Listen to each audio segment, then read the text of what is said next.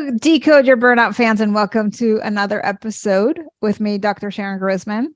Today, I am joined by Dave Bricker. As a young man, Dave Bricker was inspired by the remarkable people he met in Miami's secret floating village. The sailboat anchorage, a quarter-mile offshore from Miami City Hall, attracted world travelers, squatters, dreamers, and bums. All had remarkable stories to tell. And by the time he graduated college, he was living aboard his own tiny sailboat. Soon after graduation, he set sail for the Bahamas with a locker full of food and dreams and just $40 in his pocket. His voyages took him up and down the Bahamas, up the east coast of the United States to Chesapeake Bay, and across the Atlantic to Gibraltar. He ran aground, dealt with mechanical breakdowns, got seasick more than once, slept in a volcano, survived powerful storms, and returned to the land of clocks and calendars. What he's gone in search of, stories of his own. And today, as a speaker, trainer, and coach, he helps remarkable people tell remarkable stories through writing, speaking, graphic design, video, technology, and music. If you want to say it, share it, or sell it, bring Dave Bricker your story and I'll help you tell it.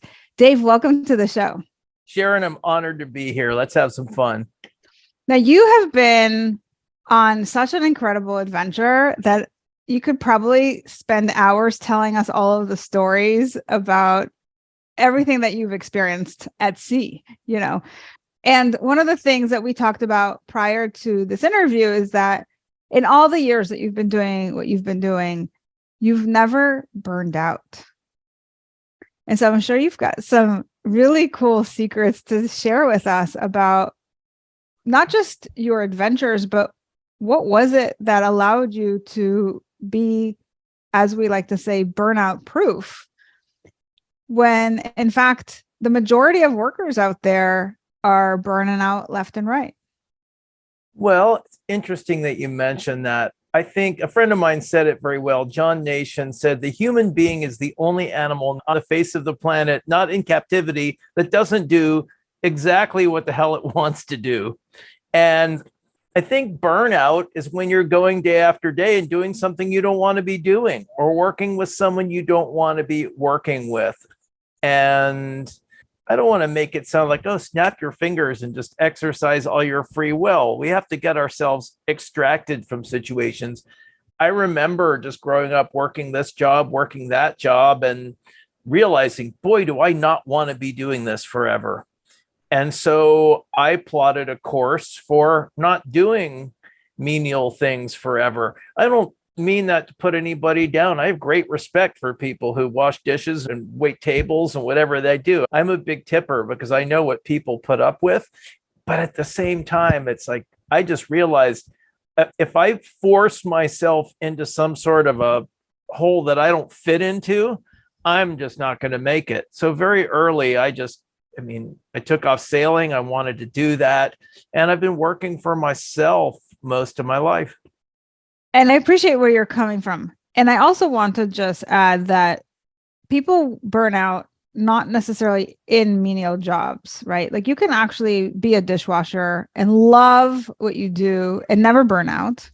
And you can work in a job, whether it's for yourself or someone else, where you burn out. And sometimes it's because of all these other factors that you mentioned, but sometimes you can love your job and still burn out. So there's all kinds of things that lead people to burnout.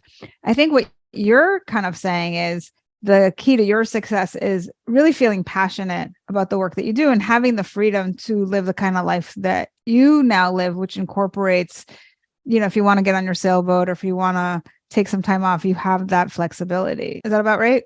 I think so. It's also, look, I think there are people who have a high tolerance for doing repetitive things. There are people who love the pressure of leadership. And when I assess myself, I just realized if I go work doing the same thing every day, I don't care what it is, I'm going to burn out because I need to be doing some sailing. I need to be doing some writing. I need to be playing some music. I need to be writing some code. I need to be doing some graphic design. If you take any of the one thing, any one piece of what I love to do and say, there, you're good at it, do it all day, I'm going to burn out really fast. That's me and my makeup. So maybe it has to do with assessing, what do you need? Do you need a lot of variety in terms of what you do? Or do you need that structure? As long as you know what you're going to be doing every day, you feel safe. I don't judge either way. I'm just one of those people. I need a variety of tasks because I can start to burn out on writing and all the letters start to fuzz together. It's like, okay, time to switch into a visual mode. Time to switch it. I mean, if I can switch gears all day, then I can be really productive all day. So maybe I deal with little mini burnouts all day long, but I've got other places to go. I'm not trapped in those things. Yeah, I wouldn't necessarily call those mini burnouts because burnout is something that happens as a result of some chronic stress. But what I do want to say is that, I have a background in psychology, and that's kind of how I started. And one thing I know is that what creates stress for a lot of people is the stories that they tell themselves about what's going on around them. So whether you're that dishwasher and you have that menial task, or you're somebody who is constantly switching gears and doing lots of interesting things, there could be lots of different stories that can lead the person switching gears to burnout where the dishwasher is not. So what we really need to focus on is, what is the message that you're living by? And I know as a storyteller, this is your expertise. And so I'm curious, what advice do you have for people who are maybe stuck in their story? There are a lot of different stories that people can get stuck in.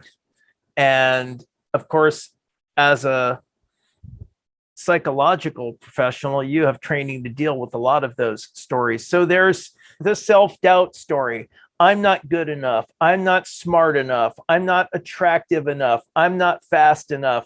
I could never do that. And all of that down talk, which we all do to ourselves.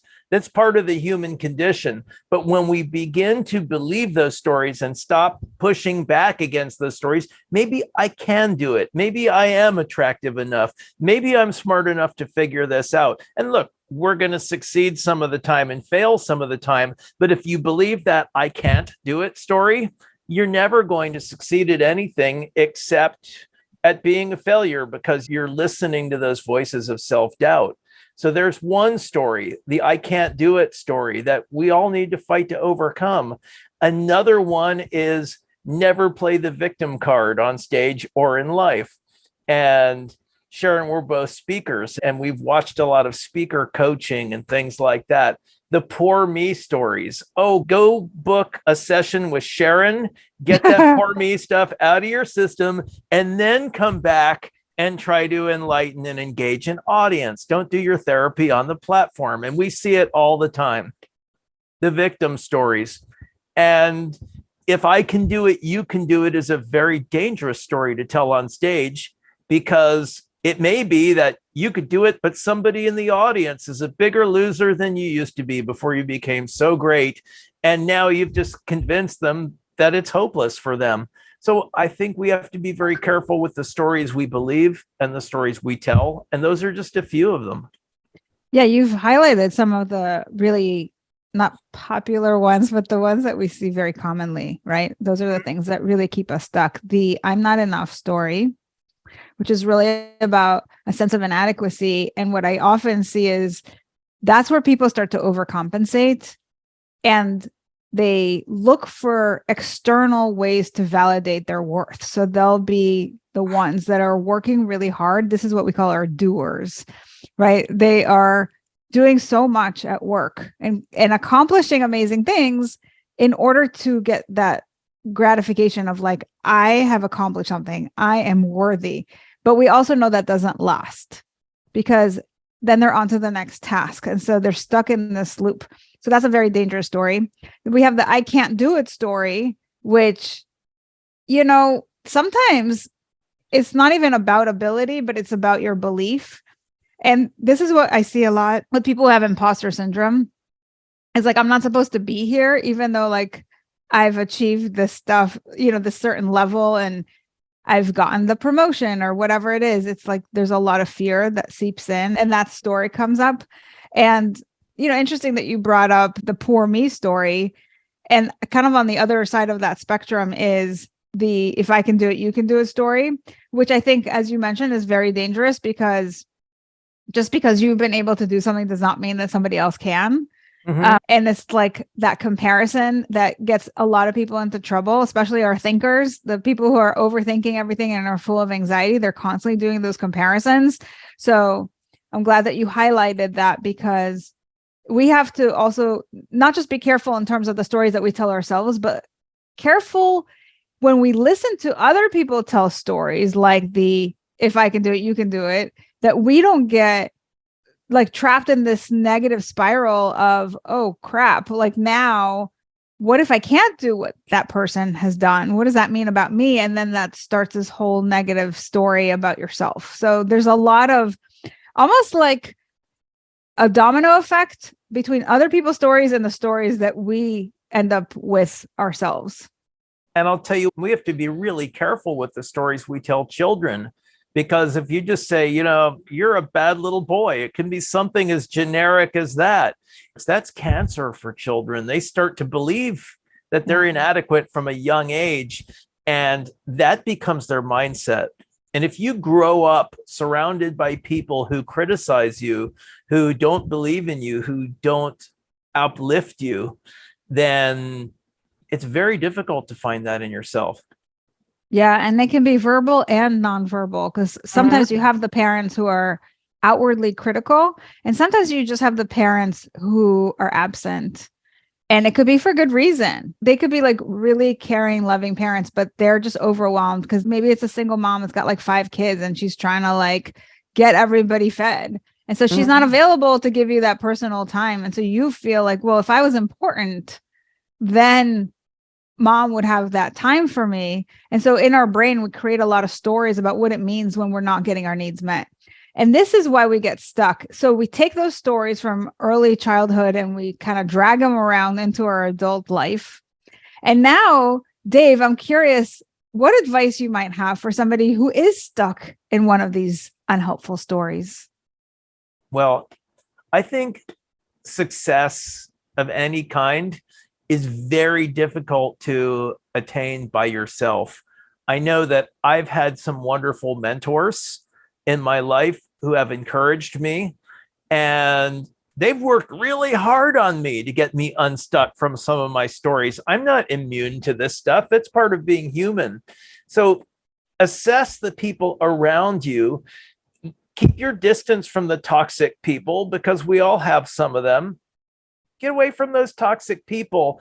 And even if it scares you, see what you can do to build relationships with people who might become a mentor, a confidant, not your psychiatrist. If you need mental health care, go see a mental health professional. There's no shame at all in doing that. It's something I think everybody should do at one point or another. But surround yourself with positive people.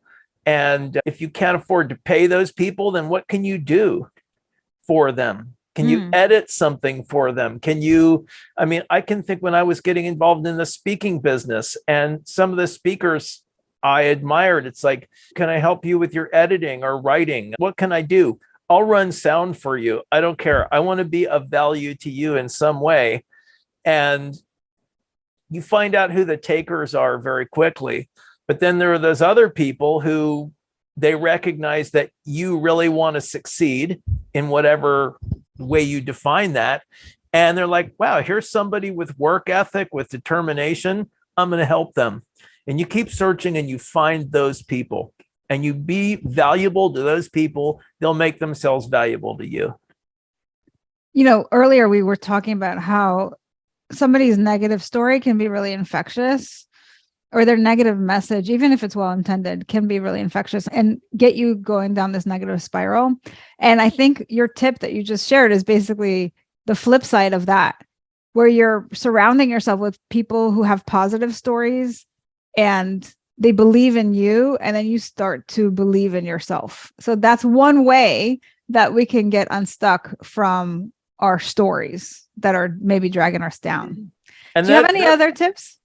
Other tips? Yeah, I think another story that people get stuck in is that success is a destination and happiness is a destination. And you're never going to, quote unquote, be successful, because if you're learning and growing, there's always another level of success. You're never going to, quote unquote, be happy, because happiness comes in waves. If you take somebody's challenges away from them, look at what happens with young people win the lottery or something. First of all, 70% of lottery winners go broke within 2 years. Isn't that astonishing to think about? But we see people, all of a sudden, they inherit a bunch of money, something happens, and it's the yachts and the airplanes and the multiple houses and the Lamborghinis. They're always searching, what's the next thing? What's the next thing? This one's going to make me happy. Well, that's cool. Let me park it in the garage and get a blue one to go with the yellow one. Now I'm happy. Well, this endless pursuit of stimulation, we love struggle. And it's the people who believe that one day I'm going to be done with all my struggle and I'm just going to, what? Sit on the couch and watch TV and eat potato chips. You could do that on welfare, right? And skip all of that intermediate part. So I think happiness is a journey. Success is a journey. And instead of feeling like you're not there yet and you're never going to get there, look at what you've already accomplished. Do you have food, love, and shelter? Well, a lot of people, even in our wealthy United States of America, don't. That's an accomplishment. That's a piece of success. Do you have any kind of education, whether it's formal or you've read a bunch of books? Have you done something creative? Are your kids happy? Is your partner happy? I mean, are you involved in a relationship that's constructive and warm? Or take stock of the things in your life that you have done, and what Susan Ford Collins calls success filing. Even the small ones. Did you remember to take out the garbage? Tick the box. Life is a series of little tiny successes, and too often we focus on what it's going to be like one day when we go to heaven, and we forget to live. Yeah. And, you mentioned some really interesting things. And it brought to mind a story about, speaking of stories, a client that I am working with, right? His story is, I am supposed to work hard. And he's been very successful. And now he doesn't have as much to do because he's been able to delegate a lot of the stuff out. And so this is a guy who was maybe used to working 80 or 100-hour weeks. Now maybe has like 30 hours a week worth of stuff to do. So the first thing he did was fill up that time with just stuff that didn't really produce much. And, when we looked at it, we kind of stripped it down. It's that story about this is supposed to be like, I'm supposed to be busy. And when I'm not, then we get into anxiety. It's like, oh, something is missing, right? I've got to fill it up. I've got to fill up the space. So I think we have to also be careful about the things that we're so used to, that are so familiar to us, that if they're not serving us, we got to find out what is that story that's driving us underneath it and find ways to rewrite that story. Yeah. I also think that part of that is one of the things that's very gratifying is to help other people. Now, if you've got money and you can give away money to a good cause, well, good for you. That helps other people. But what about like, oh, you've got all this time on your hands? Mentor somebody, find a college student or find somebody who, well, you can help out. Take someone under your wing, or go serve food to the homeless or whatever. Engage, take what you've got and engage with somebody else's story and be the guide in their story so that they can become the hero. Oh, plenty of things for us to do with our time. Yeah. Okay. So I want to just recap everything that you've shared already, because these are really, really important tips, especially for people who are really stuck in their story. So number one is you want to stay away from toxic people and build relationships with others who may mentor you. because when they believe in you, you can start to believe in yourself. Secondly, remember that happiness comes in waves. So instead of focusing on this destination that you tell yourself you're never going to get to, look at what you've already accomplished and celebrate your success. And thirdly, help others, engage in someone else's story. And I think when we do that, not only do we uplift them, but it adds to our own story about ourselves, because you can say, wow, look at me. I am now helping others.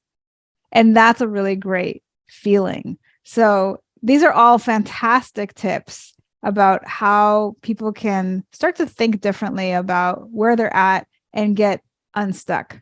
Now, Dave, I know that you don't typically just talk about getting unstuck from your stories, but you're talking about how to create stories as you go about your business, whether it's speaking or whatever it is, sales, things like that.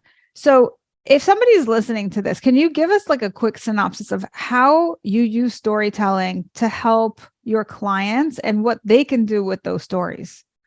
Okay, I'll give you the real nutshell version. So the golden rule of storytelling is that stories are always about people. They might be about talking animals or aliens, but at least metaphorically, stories are always about people.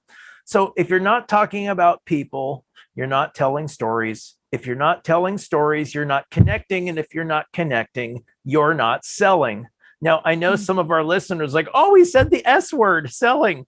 But selling is not a process of getting people to part with their money. Transaction happens after the agreement to sell. You're selling your relationship worthiness. You're selling people on the value of what you have to offer, whether it's a product, a service, whatever it is. Anyone who has asked for a raise or a date or tried to put a child to bed is selling. It's persuading, influencing people, and we're all engaged in it all the time. But if you look at most of the marketing, it's either, hey, buy my stuff, no warm up, no engagement, nothing having to do with anything but here's my product, buy it, please. And that's a waste of time because there's no relationship building going on. There's no storytelling. There's no connection.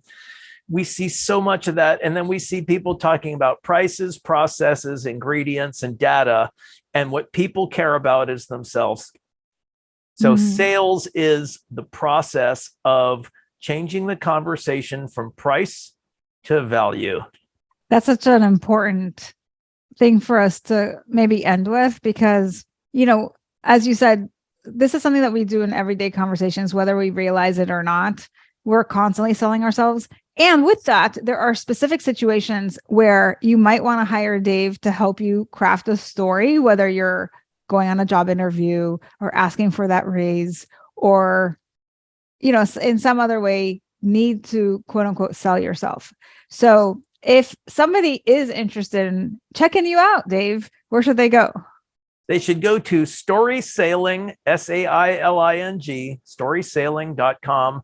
And I've been posting on the internet since people thought internet was a hair product back in 1995. So I'm really easy to find. I just have thousands of posts all over the web. If you can't find me, you're probably need to buy a computer. And I do want to just say, I want to vouch for the content that Dave has put out there, because it is extraordinary. You put so much love and thought into everything that you write, with the idea of really providing a lot of value about sharing stories, writing stories, and using that in different aspects of life. So I thank you for all the hard work that you have put into your writing to give the rest of us a whole bunch of value. Thank you so much. And it's led to a friendship with you. So I'm going to call it a win. Love that. So thanks for coming on and sharing those great tips. Now, for all of you thinkers out there, what did you think of the show? If you are a feeler, how did hearing this make you feel? And for all of you doers, what are you going to do based on what you've heard? Now, regardless of what your personality code is, my goal is to spread the word that burnout is a unique experience. And by decoding it, you can find solutions that are equally unique to you.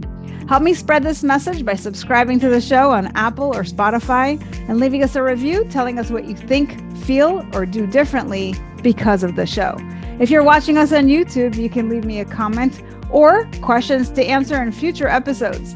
And please recommend the show to anyone struggling with burnout.